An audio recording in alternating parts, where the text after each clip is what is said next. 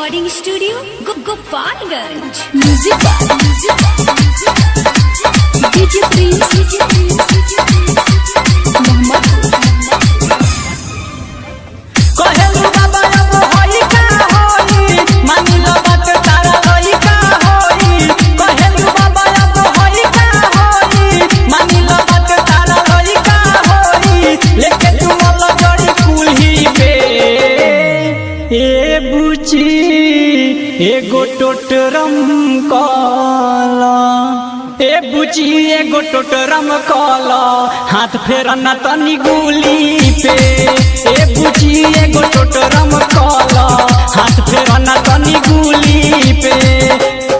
कहेलू बाबा अब होई का होई, मानी लो बात तारा होई का होई। कहेलू बाबा अब होई का होई, मानी लो बात तारा होई का होई। लेके तू मोला जड़ी कुल्ही पे ए बुची एगो टोटरम काला।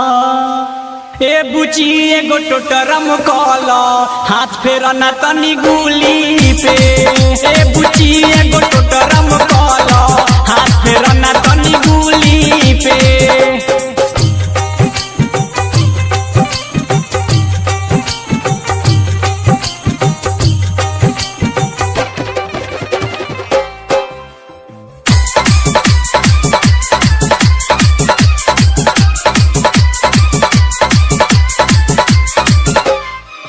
तनी फूलवा चढ़ावो, छक पानी के गिरावो।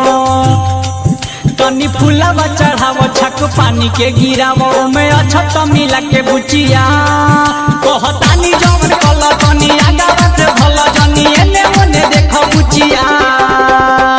उठे ना दे हम दरदिया तनी को, छापे ना पड़ी हरदिया तनी को।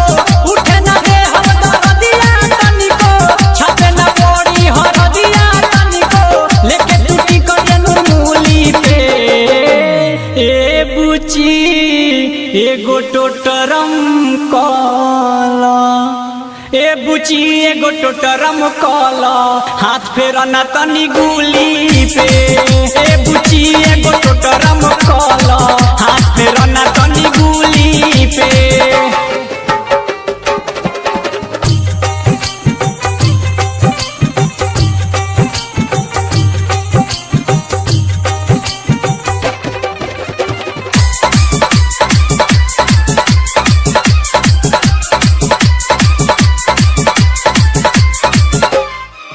तनी घुंघटा हटावो, बात बाटे का बतावो।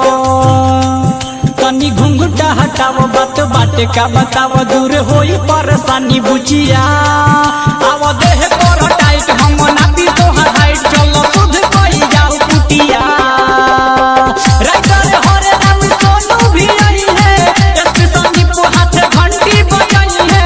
राइटर हरे राम विकास भी आई है, एसपी संदीप हाथ घंटी बजाई है।